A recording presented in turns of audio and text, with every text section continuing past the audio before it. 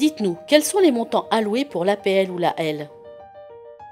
Afin de calculer le montant de ces allocations, différents critères sont pris en compte. Le type de logement.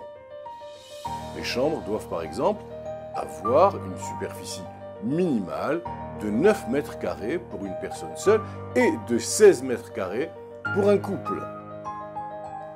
Le montant des revenus perçus par la personne âgée au cours de l'année précédant la demande. Le lieu de résidence. Des écarts plus ou moins importants, en tout cas significatifs, subsistent selon les régions.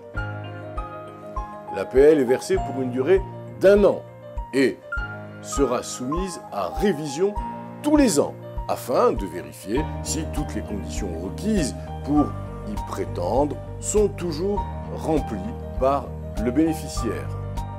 Dans le cas contraire, cette allocation lui sera retirée.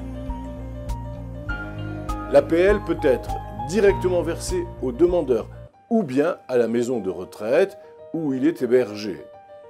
Dans ce dernier cas, le bénéficiaire ne payera que le complément restant à régler après versement de l'APL. Que faire pour des personnes n'ayant pas le droit à l'APL ou à l'AL?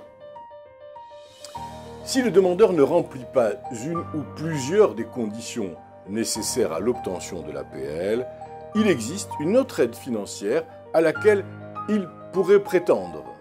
Il s'agit de l'allocation au logement social ou ALS. Pour bénéficier de cette ALS en maison de retraite, la personne âgée doit avoir au moins 65 ans ou 60 ans si le résident est reconnu inapte au travail.